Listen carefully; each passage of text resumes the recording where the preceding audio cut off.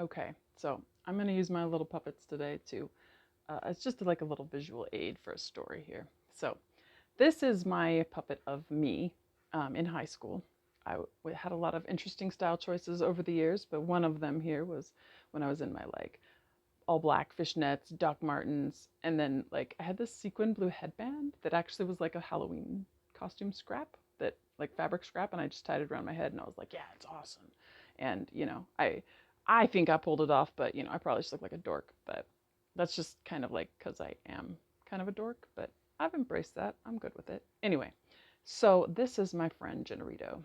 Jenerito was one of my best friends and still friends to this day, and we just had a lot of funny stories. And so Jenerito, she's a lot prettier than this puppet, by the way. But anyway, so back in the day, she she had this little beanie, and is a rainbow beanie, and she wore it a lot. And so this was the day that um, we decided it was a magic beanie.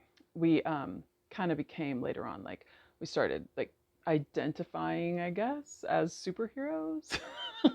Like we weren't at all like, but we called ourselves like the dyslexic duo. Like, yeah, go give each other a high five. Anyway, so we were like, and we would like come up with like crazy stories of what if. We were always like the what if. And anyway, so we decided pretty quickly, like after this story, that her beanie was magic, and it just kind of became part of our, how would you say it nowadays when they talk about it's part of our lore, the dyslexic duo lore. So anyway, um, so we were out at the wall at lunch, and Jenerito.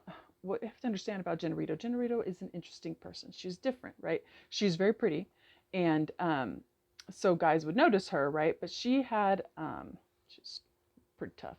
She had 5 brothers.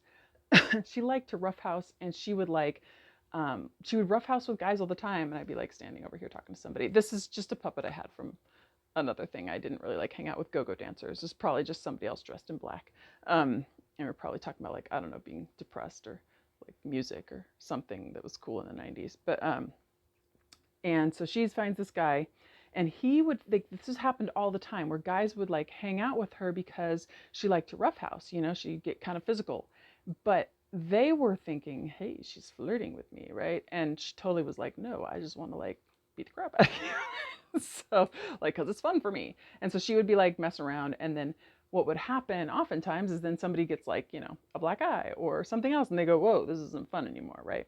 And so I'm over here like chatting, and I see her kind of goofing around, and then all of a sudden she comes over to me, and then she like suddenly pulls her beanie down over her head like this, right? And then she turns and looks at me and says, I'm Bert. And I don't know what the deal is with her and I, but we just understood each other when she'd say stuff like that. So I was like, oh, her name is now Bert. She is no longer Jenerito.